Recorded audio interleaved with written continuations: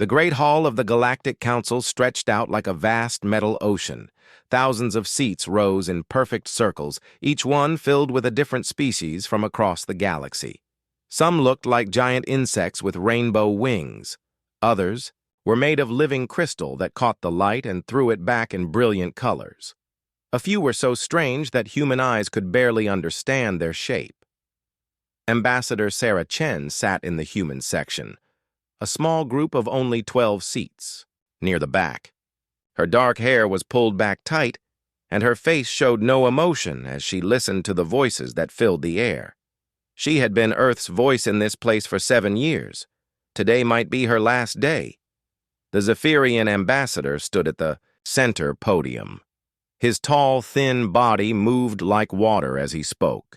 His skin was pale blue, and his large black eyes swept across the crowd as his voice boomed through the hall. "Fellow council members," he said, his words translated instantly into thousands of languages. "We gather today to discuss a problem that threatens the peace we have built over 10,000 years. The humans have been among us for only 50 years, yet they disrupt everything they touch." Sarah's hands remained folded in her lap. She had heard these words before, in smaller meetings and private conversations. Now they were being said in front of the entire galaxy. "Look at their actions," the Zephyrian continued. "They terraform worlds without asking permission from the planets, natural spirits. They build weapons that could destroy entire star systems. They refuse to follow our guidance on proper civilization development. They are too young, too violent, too dangerous." Murmurs of agreement rippled through the hall. Sarah could see species, nodding their heads or making their own versions of agreement. The Crystalline Confederation made a sound like wind chimes in approval. The hive mind of Kepler 442 sent out waves of mental agreement that even non-telepaths could feel. The Altarian counselor rose next. Her 4 arms moved gracefully as she spoke, her voice soft but carrying clearly through the hall. "The Zephyrian speaks truth," she said. "Humans think only of themselves. They talk about individual rights when we all know that the group is more important than the one. They argue when they should listen. They change things when they should leave them alone. My people have watched them for 50 years, and we see only chaos in their wake." Sarah felt a small pain in her chest, but her face remained calm. She had expected this day to come. Humans had always been different from the other species in the council. While others sought harmony and stability, humans asked questions. While others followed ancient ways, humans looked for new solutions. While others worked in groups, humans valued each person's unique ideas. More speakers stood up. Each one had a complaint about humanity. The slug-like beings from Tau Ceti said humans moved too fast and made too much noise. The energy beings from the Vega system complained that humans asked too many questions about things that should be left alone. The plant people from Wolf 359 said human agriculture was too aggressive and hurt the feelings of the soil. For 3 hours, Sarah listened as species after species explained why humans did not belong in the Galactic Council. Some spoke with anger, others with sadness, but all reached the same conclusion. Humans were too different, too disruptive, too dangerous to remain. Finally, the Zephyrian ambassador called for order. "The time has come to vote," he announced. "All those in favor of removing humanity from the Galactic Council, please signal your choice." Lights began appearing throughout the hall. Red lights meant yes, remove the humans. Blue lights meant no, let them stay. Green lights meant abstain, no choice either way. Sarah watched as red lights filled the hall like stars in a bloody sky. There were so many that they hurt to look at.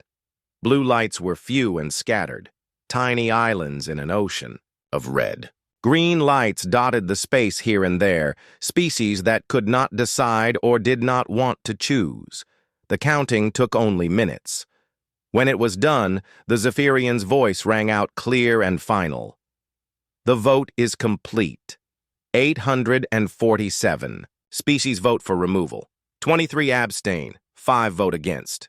By the ancient laws of this council, humanity is hereby expelled from the Galactic Council, effective immediately.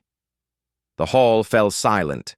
All eyes turned to the human section, waiting to see what would happen next. Many expected anger, shouting, threats of violence.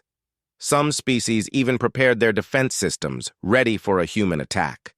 Instead, Sarah Chen stood slowly and walked to the center podium.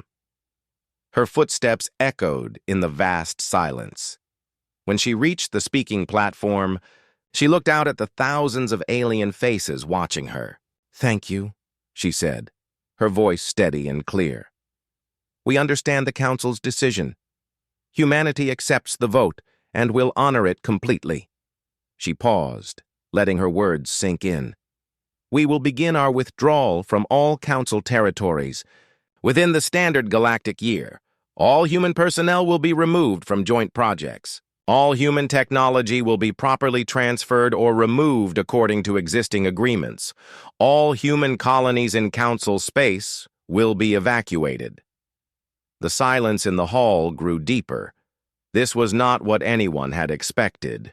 "We have enjoyed our time as members of this great community," Sarah continued. "We have learned much from all of you. We wish you success in all your future endeavors." She bowed slightly, a gesture of respect from human culture. "The human delegation will now depart to begin organizing our withdrawal. Thank you for 50 years of cooperation." Sarah turned and walked back toward the human section. The other human delegates rose and followed her. Together, they moved toward the exit in perfect silence. Their footsteps were the only sound in the enormous hall. As they reached the doors, the Zephyrian ambassador found his voice. "That is all," he called out. "No protests, no demands, no threats." Sarah stopped and turned back one last time. A small smile touched her lips, but her eyes remained serious. "No," she said simply. "We are not children throwing a tantrum because we did not get our way. We are humans. We understand that sometimes people make choices we do not like. We respect your choice, even if we do not agree with it." The doors closed behind the human delegation with a soft whisper. In the hall, thousands of species sat in confused silence. Many had expected a fight.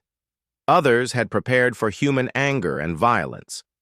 None had been ready for such quiet dignity. The Zephyrian ambassador looked around the hall, feeling strangely unsettled. He had won the vote he wanted, removed the disruption he feared. So why did he feel like something important had just been lost? "Well," he said finally, his voice not quite as confident as before, "the galaxy will be more peaceful now." But as the council members began to file out of the hall, many of them wondered why the human response felt more like a warning than a surrender. There had been something in Ambassador Chen's calm acceptance that made them uncomfortable, though none could say exactly what. The vote was over. The humans would leave. The galaxy would return to the way it had always been. At least, that was what everyone believed as they left the Great Hall and returned to their worlds, unaware that their peaceful galaxy was about to discover just how much it had depended on the quiet competence of the species they had just expelled.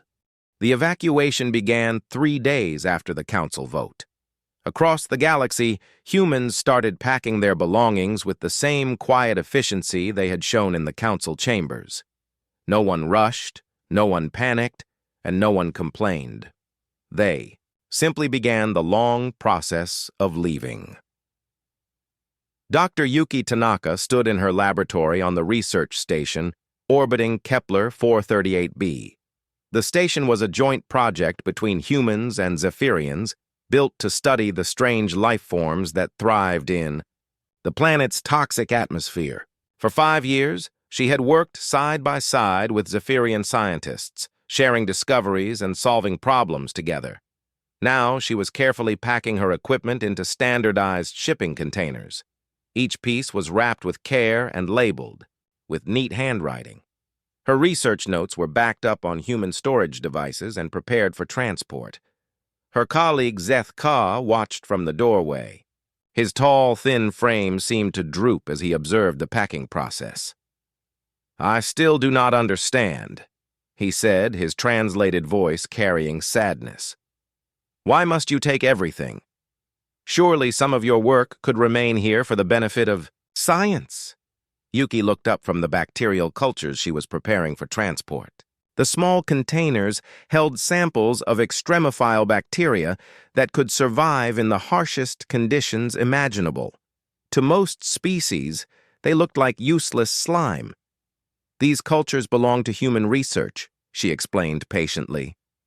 "We developed them, we studied them. We understand how they work. It would not be fair to leave them here without the knowledge needed to maintain them." Zeth Ka's large black eyes blinked slowly. "But they are just bacteria. What possible use could they have?" Yuki smiled as she sealed the container. "You never know what might prove useful someday."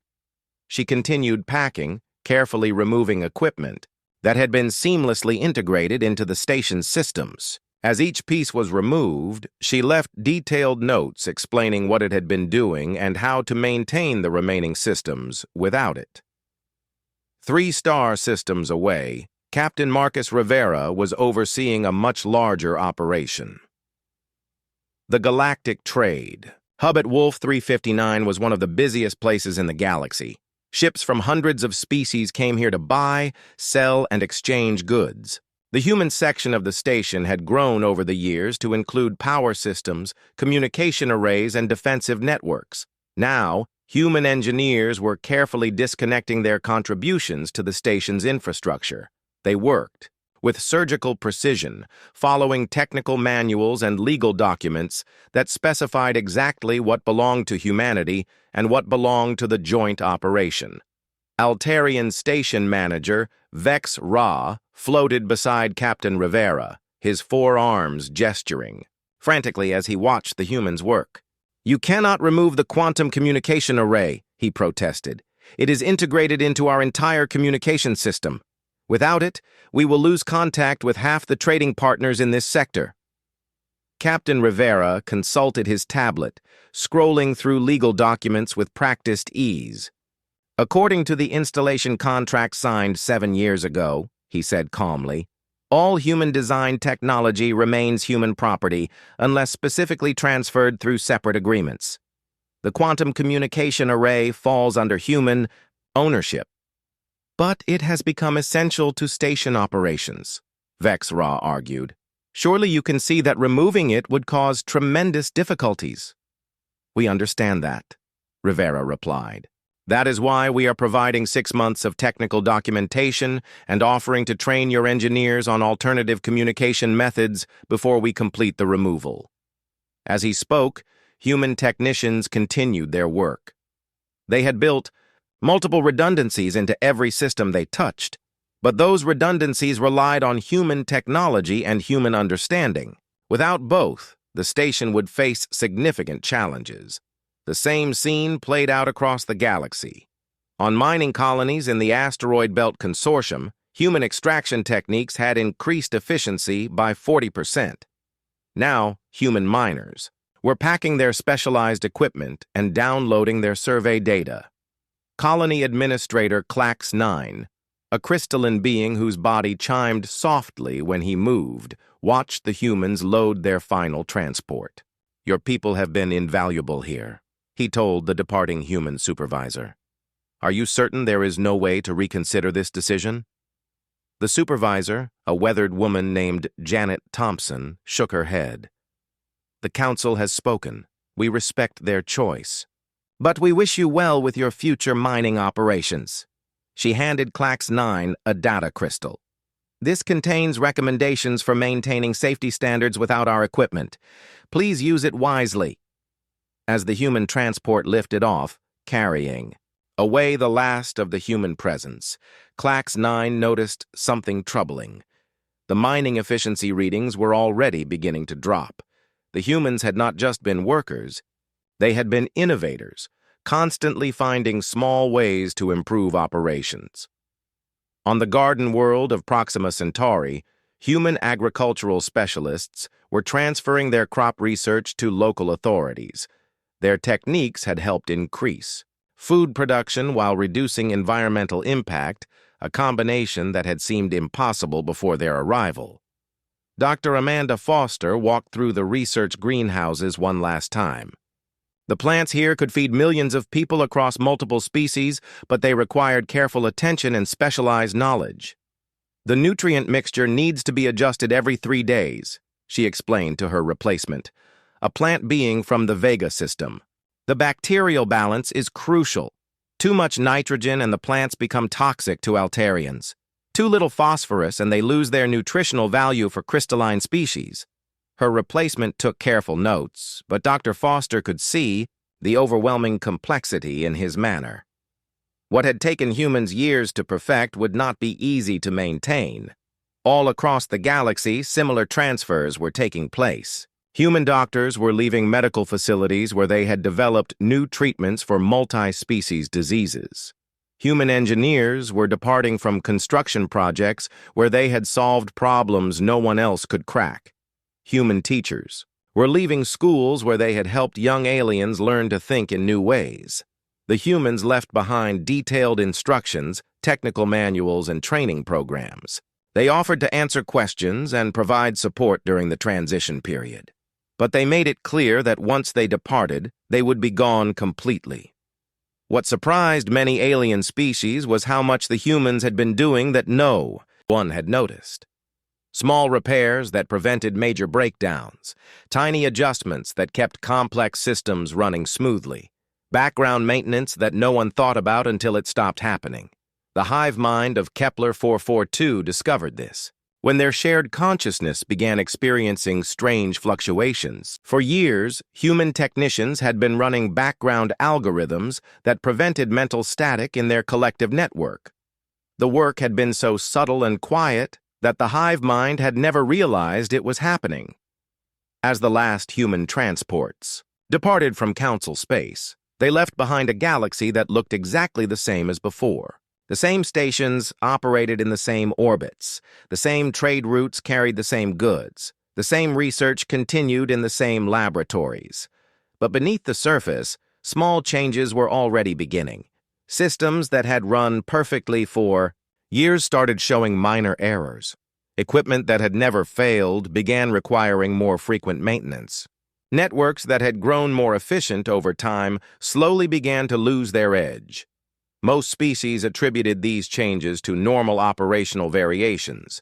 Equipment aged, systems needed updates, efficiency naturally fluctuated. The timing was coincidental. Only a few observers noticed the pattern. Every problem seemed to trace back to something the humans had been quietly maintaining, improving, or supporting. But those observers were not in positions of power, and their warnings were dismissed as speculation. The humans had departed quietly, taking with them not just their people and their obvious technology, but also their methods, their insights, and their tireless attention to details that others had never even noticed. The galaxy was about to learn the difference between what was visible and what was vital. 6 months after the last human transport disappeared beyond the edge of Council space, the first real problems began to surface. Administrator Clax 9 stood in the control center of Asteroid Mining Station 7, watching the efficiency reports, with growing concern. The numbers told a story he did not want to believe. Production was down 38% from the previous year. Equipment failures had increased by 60%. 3 miners had been injured in accidents that should never have happened. "Run the analysis again," he ordered his assistant, a young crystalline being whose nervous chiming filled the room. The results came back the same. Without human mining techniques, the asteroid extraction process was becoming dangerous and inefficient. The humans had not just been workers, they had been safety experts, efficiency specialists, and problem solvers. Their absence left gaps that no one knew how to fill. "Contact the Galactic Mining Consortium," Clax 9 decided. "We need technical advisors."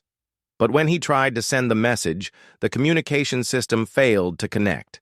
The quantum entanglement transmitter was experiencing cascade errors that none of his technicians could understand. 3 systems away, Dr. Yuki Tanaka's former research station was facing its own crisis. The extremophile bacteria cultures she had left behind were dying despite careful attention from the Zephyrian scientists. Without human knowledge of their complex needs, the cultures that had taken years to develop were becoming useless within weeks. Zeth Ka stared at the empty culture dishes with frustration. "Contact the human research ship," he ordered. "We need Dr. Tanaka's help." But the communication attempt failed. The station's transmitter could not establish a stable connection with any ship beyond the local system. The quantum communication array that Captain Rivera had removed from the Wolf 359 trade hub had been more than just equipment. It had been a critical node in the galactic communication network. At the Wolf 359 trade hub, station manager Vex Ra was discovering exactly how critical that equipment had been. The hub's communication system was experiencing cascading failures as messages from distant sectors piled up faster than the remaining equipment could process them. "The system is overloading," his chief engineer reported, her 4 arms moving frantically over multiple control panels. "Without the human quantum array to balance the load, we cannot handle the message traffic." Ships were arriving at the hub with no way to contact their trading partners. Deals worth billions of credits were falling through because merchants could not confirm orders or arrange payments. The economic impact was spreading throughout the sector. "What about the backup systems?" Vex Ra asked desperately. "They were designed to work with the human equipment," the engineer replied. "Without it, they are insufficient for our current traffic volume." The problems were not limited to technology. On the garden world of Proxima Centauri, the agricultural systems that Dr. Foster had left behind were showing signs of failure. The delicate balance of nutrients and bacterial cultures was breaking down without constant human attention. The plant being who had replaced Dr. Foster sent increasingly desperate reports to the agricultural authorities. Crop yields were dropping. Some plants were becoming toxic to certain species. Others were losing their nutritional value. The food security of 17 worlds was at risk. "Contact the human agricultural ships," the plant being requested. "We need immediate assistance." But like everyone else, he discovered that contacting humans had become impossible. The communication networks that had once spanned the galaxy were fragmenting without human maintenance. The Crystalline Confederation faced an even more alarming problem. Their beautiful crystal cities, perfect geometric structures that had stood for thousands of years, were developing tiny cracks. The damage was almost invisible at first, but crystalline beings could sense the structural weaknesses growing day by day. Chief Architect Quartz Prime examined the damage reports with growing alarm. "How is this possible?" he wondered. "These cities have stood unchanged for millennia." His assistant, a younger crystal being whose facets sparkled with nervous energy, offered a disturbing theory. "The maintenance records show that human teams have been applying protective coatings during routine inspections for the past 40 years. "Protective coatings for what?" "Quantum decay, sir. According to these files, there is a rare form of structural breakdown that affects crystalline materials over time. The human teams detected it early and have been preventing it with regular treatments." Quartz Prime's internal light flickered with shock. "They never mentioned this to us." "The records indicate they simply included the protection as part of routine maintenance. They may have thought we already knew about the problem." The implications were terrifying. Without the protective treatments, every crystal city in the Confederation could face structural collapse within a few years. But the most disturbing discovery came from the hive mind of Kepler 442. For the first time in their species' million-year history, individuals within the collective consciousness were beginning to think independently. The phenomenon started small. Single minds within the vast network would experience thoughts that did not originate from the group. These individual thoughts created static in the collective consciousness, making it harder for the hive mind to function as a unified entity. Prime consciousness, theta. 7 struggled to understand what was happening. The hive mind's very identity depended on perfect mental unity. Individual thoughts were a threat to their existence as a species. Analyze all recent changes to our communication networks, Theta 7 commanded. The analysis revealed a troubling pattern. For 50 years, human technicians had been running quantum coherence algorithms in the background of the hive mind's shared systems. The algorithms prevented the kind of mental noise that could fragment a collective consciousness. Humans had never asked permission for this service. They had never even mentioned it. They had simply seen a potential problem and quietly solved it, the same way they might fix a broken piece of equipment. Now, without those algorithms, the hive mind was experiencing its first taste of individual consciousness. For a species that had never known privacy or personal thoughts, the experience was terrifying. Across the galaxy, similar discoveries were being made. The humans had not just been members of the Galactic Council, they had been maintenance workers, problem solvers, and quiet guardians of systems that other species had taken for granted. Every human departure revealed another hidden contribution. Medical facilities discovered that human doctors had been preventing disease outbreaks through subtle changes to air filtration systems.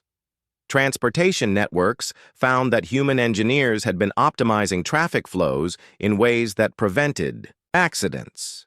Research stations learned that human scientists had been protecting sensitive experiments from interference no one else had even detected. The most alarming reports came from the outer rim of the galaxy, where ancient sensor networks monitored the barriers that contained the legendary devourer swarms. For centuries, these automated systems had reported that the containment was stable and secure. Now those same sensors were detecting fluctuations in the barrier energy. Small at first, but growing larger each day. Remote Observer Station 9, staffed by a mixed crew of Altarians and crystalline beings, reported the first significant anomaly. The quantum stabilizers in Sector 7 are showing decreased efficiency, the station commander reported to the Council. The containment field strength has dropped by 12% in the past 3 months. The report was filed and forgotten. 12% was within normal variation parameters. The devourer barriers had been stable for over 1,000 years. Everyone knew they were self-maintaining. What no one knew was that the barriers had been slowly degrading for decades. The self-maintenance systems were ancient and imperfect.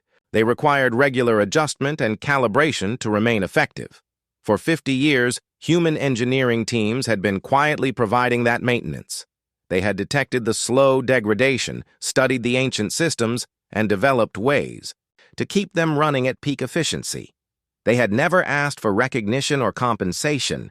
They had simply seen a problem and solved it. Now, without human maintenance, the barriers that protected the galaxy from its greatest nightmare were beginning to fail. But the Galactic Council was too busy dealing with communication failures, transportation problems, and economic disruptions to pay attention to sensor readings from the outer rim. The reports from Observer Station 9 were lost in the growing chaos of a galactic civilization that was slowly discovering how much it had depended on the species it had expelled. In the depths of space, beyond the failing barriers, something ancient and hungry began to stir. The devourers had waited patiently for 1,000 years. Soon they would be free to feed once again. 8 months after the human exodus, the Galactic Council faced a crisis that threatened to tear apart 10,000 years of civilization. The emergency session was called after 3 entire star systems went dark in a single week. No communication, no trade signals, no life signs. Just empty space where thriving worlds had once existed. In the Great Hall where humanity had been expelled, The same species that had voted so confidently now gathered in panic and confusion. The perfect order of the council chambers reflected none of the chaos that was spreading across the galaxy. The Zephyrian ambassador, who had led the vote against humanity, now stood at the center podium, his usually calm demeanor replaced by visible distress. His pale blue skin had taken on a grayish tint, and his large black eyes darted nervously across the assembled crowd. "Fellow council members," he began, his voice lacking its former confidence. "We face the greatest crisis in galactic history. The Outer Rim systems are falling to an enemy we thought was contained forever. The Devourers have broken free." A wave of terror swept through the hall. Some species made sounds of distress. Others released fear pheromones that triggered panic responses in nearby aliens. The Crystalline Confederation's representatives chimed, in harmonious terror, their bodies reflecting the emergency lighting in sharp, frightening patterns. Admiral Corax of the Altarian Defense Fleet stepped forward to deliver his report. His 4 arms moved in traditional gestures of mourning as he spoke. "The barrier systems that have contained the Devourers for over a millennium are failing," he announced. "We have lost contact with 17 worlds in the past month. Long-range sensors show massive energy signatures moving toward inhabited systems." He activated a holographic display that showed the outer rim of the galaxy. Red zones marked areas where the Devourers had broken through. The pattern of destruction was spreading inward like a disease. "Our defense fleets are moving to intercept," Admiral Corax continued. "But our weapons are designed for conflicts with other civilized species. The Devourers are unlike anything we have faced before. They consume both matter and energy. Our ships, our crews, our weapons themselves become food for these creatures." The hive mind of Kepler 442 spoke next, but their usual unified voice was broken and fragmented. Individual thoughts interrupted the collective consciousness, making their communication chaotic and difficult to follow. "We attempted to, I believe, that we should. The collective consciousness suggests that error, individual thought detected. We cannot maintain unity. Help us." The breakdown of the hive mind's mental unity was almost as terrifying as the Devourer attacks. For millions of years, they had been the galaxy's most stable species. Now they were fragmenting into individuals for the first time in their history. "What is happening to our infrastructure?" demanded the representative from the mining consortium. "Our efficiency is down 60%. Equipment failures are constant. 3 more mining accidents this week alone. Communication systems are failing galaxy-wide," added the Trade Hub representative. "We have lost contact with 40% of our trading partners. The economic losses are catastrophic. Our crystal cities are developing structural faults," reported the Crystalline Confederation. "Without immediate intervention, they will collapse within 2 years. Our agricultural systems are breaking down," said the food production coordinator. "Crop failures are spreading. 17 worlds are facing potential famine." The Zephyrian ambassador listened to report after report of system failures, infrastructure collapse, and social breakdown. The galaxy was coming apart, and no one seemed to understand why. "How is this possible?" he asked desperately. "These systems have worked perfectly for centuries. Why are they all failing now?" The answer came from an unexpected source. Dr. Melissa Rodriguez, the human ambassador's former aide, had been forgotten in all the chaos of the evacuation. She had been conducting research at a remote scientific station when the expulsion vote took place, and had only recently returned to find her species gone. She stood in the visitors section, a lone human among thousands of aliens. Her presence sent a ripple of surprise through the hall. "You want to know why everything is failing?" she said, her voice carrying clearly through the acoustic systems. "Because humans were maintaining it all." The hall fell silent. All eyes turned to the solitary human woman who dared to speak in this moment of crisis. "For 50 years, Dr. Rodriguez continued, Humans have been quietly solving problems that other species never even noticed. We maintained your quantum barriers. We balanced your communication networks. We prevented your hive mind from fragmenting. We protected your crystal cities from quantum decay. We optimized your mining operations, your agriculture, your transportation systems. She walked toward the center of the hall, her footsteps echoing in the silence.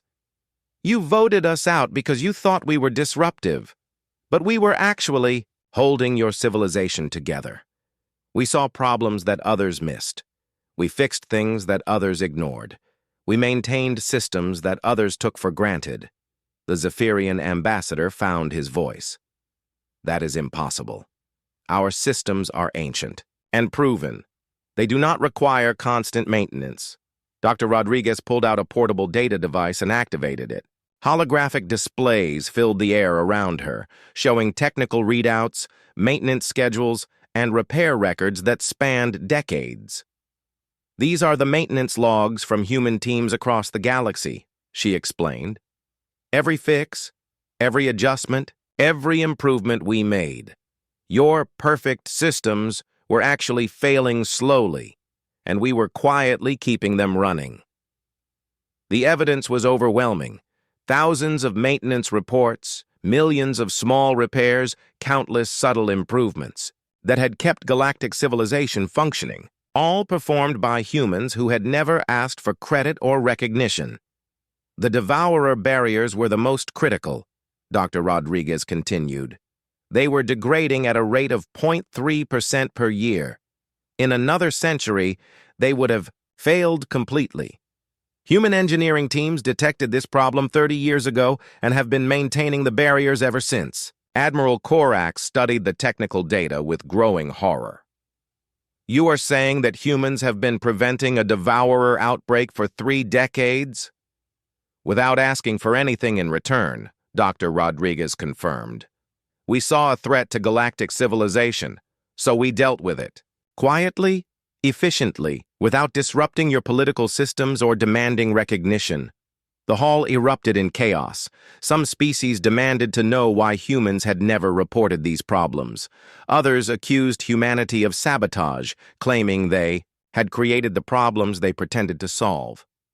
A few voices called for immediate contact with human authorities to request assistance. We tried to reach human ships, the Zephyrian ambassador said desperately. All communication attempts have failed. It is as if humanity has vanished completely. Dr. Rodriguez smiled grimly. We haven't vanished. We've just gone dark. No communications in or out of human space. We learned a long time ago that sometimes the best response to rejection is complete withdrawal. But the devourers will destroy everything, pleaded the Altarian representative. Surely humans do not want to see the galaxy consumed. Of course not, Dr. Rodriguez replied. But you made it very clear that you didn't want our help. You called us disruptive and dangerous. You voted us out by an overwhelming majority. Why? Would we impose our assistance on species that have explicitly rejected us? The weight of their mistake was finally becoming clear to the council members. They had expelled the very species that had been keeping their civilization alive. What would it take? The Zephyrian ambassador asked quietly. For humanity to help us now? Dr. Rodriguez considered the question carefully. That would not be my decision to make. But I can tell you this. Humans do not forget being rejected, and we do not easily forgive being called dangerous when we were actually protecting you. She turned to leave, then paused. There is one thing I can do. I can try to get a message to human leadership, but I cannot promise they will respond, and I cannot promise they will be willing to help rebuild the same system that threw them out. As Dr. Rodriguez left the hall, the council members sat in stunned silence. The galaxy they had thought was stable and eternal was actually a fragile structure, held together by the quiet competence of the species they had expelled. Now, with the devourers breaking through the failing barriers and their infrastructure collapsing around them, they faced a terrible choice: swallow their pride, and beg for help from the humans they had rejected, or watch their ancient civilization crumble into chaos. The decision would determine the fate of trillions of lives across the galaxy. 1 year after the human exodus, the galaxy was dying. 53 star systems had gone dark. The devourer swarms moved through space like a plague, consuming everything in their path. Entire civilizations that had existed for thousands of years were erased in days. The ancient barriers that had once contained these creatures were now completely useless. The Galactic Council had been reduced to emergency sessions held in reinforced bunkers. Most species had retreated to their home worlds, abandoning the cooperative. Networks that had defined galactic civilization for millennia, trade had collapsed. Communication was sporadic at best. Fear ruled what remained of the great community of species. In his private chambers on the council station, the Zephyrian ambassador stared at reports that grew more desperate each day. His once proud species was trapped on a handful of core worlds, watching helplessly as the civilization they had helped build crumbled around them. A soft chime indicated an incoming message.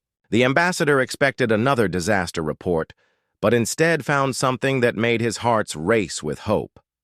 The message was from the Centauri Republic, one of the few species that had voted against humanity's expulsion. It contained coordinates and a simple statement. The humans wished to speak. Within hours, representatives from the surviving council species were traveling to the designated meeting point. It was a small, unremarkable world at the edge of what had once been council space. Now it sat in neutral territory, claimed by no government and defended by no fleet. The Zephyrian ambassador arrived with a delegation of 12 species, all that remained of the once mighty Galactic Council. They were met at the landing site by a single figure.